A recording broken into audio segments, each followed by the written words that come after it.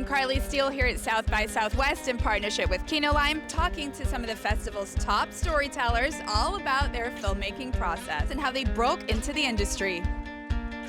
Let's make movies together.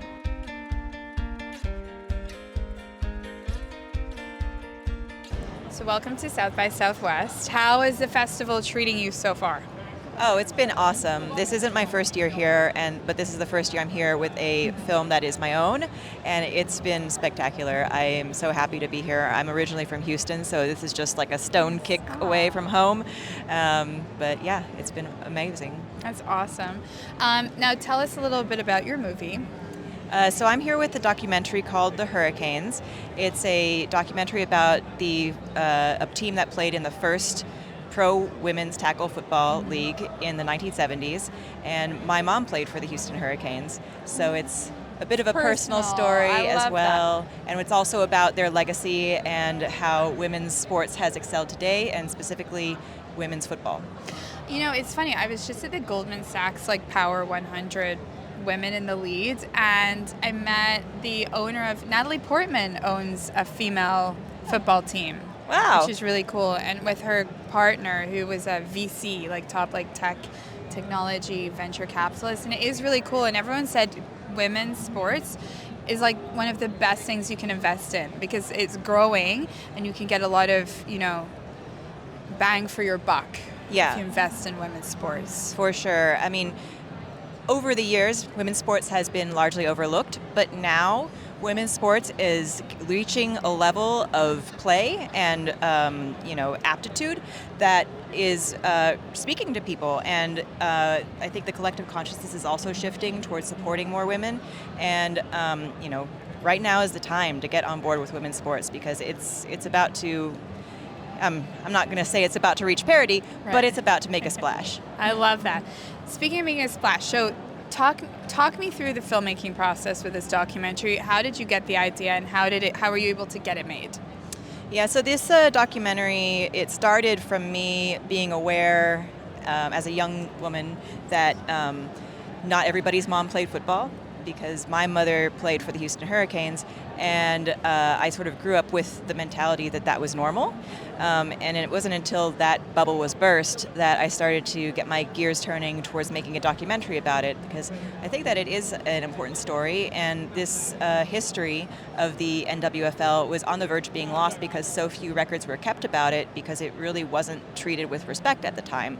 So with people's memories fading over 40 years, it was basically either now or never. And we started as really a grassroots operation, where it was just me and my mom kind of trying to track down her old teammates. That's so cool. Because she had lost touch with them over the 40 years, and we had to dig through the white pages and some tax rolls and send letters to people with the same name, and they're like, that's not me.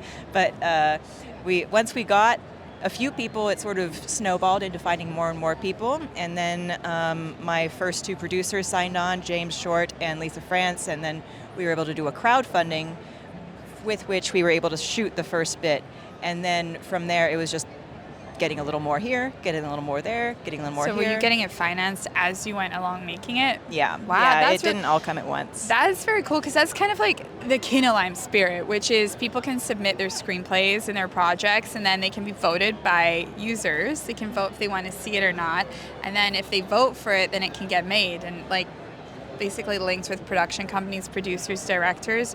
What do you think about sort of democratizing that process, since you use, crowdfunding for your documentary? I mean, it definitely worked for me. Yeah. And I was at first really scared of doing the crowdfunding, because nobody wants to go and start asking everybody for money. Yeah.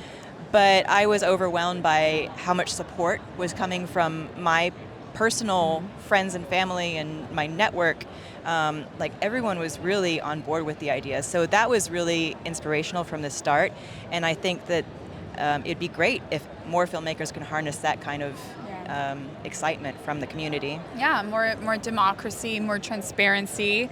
I think a lot of that would be cool, instead of having to constantly canvass agents and managers and the producers and go through the whole studio process. It would be nice to just have a more instantaneous experience, right? I agree, but I also, like, this film would not have reached the level that it is at without eventually bringing in some of the studios and production companies that are bigger. Like, we brought Fun Meter into the fold with Brian Lazarte and James Lee Hernandez, and then also Wayfarer came after them. And without those entities, it would have just been a little baby film, and now it's really grown into something beautiful. It's a group effort. Yeah, it is a group effort. What do you hope people will take away from your movie? The only thing I really want to communicate is that everyone deserves equal opportunity. Whether you want to play football or not, that's a choice. And if you have the opportunity to make that choice, then you're free to do whatever you want. But equal opportunity is something that's still lacking in that particular field. Equal opportunity is still something that's lacking in Hollywood. I think for female directors, I mean, year after year, you just don't see the female directors being nominated at the big award shows, and they don't get, some of the big movies. Like, what do you think about where we're at in terms of an industry with female directors, and what do you think still needs to be done? Well, I think that there's a lot of awareness and initiative going on right now as far as trying to empower more females in directing or cinematography or the film industry in general.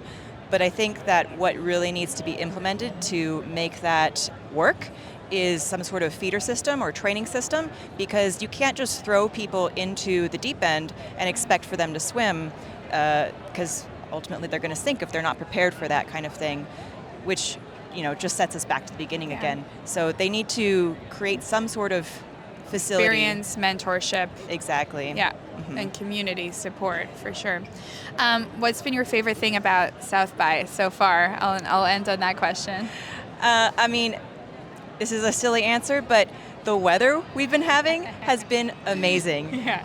I'm from LA, and it's been rainy. Me too. It's been rain. I know. Can you believe 2 Angelinos are moaning about the raining? Like, people in Seattle are like, "Oh, really? Like, you guys are complaining?" Like, yes, we are, because it's been like a deluge from the sky. Yeah. No, it's been gorgeous here, and it's been a wonderful experience, and everyone's been so kind and supportive. So I'm glad you're having an awesome experience. Congratulations on the movie.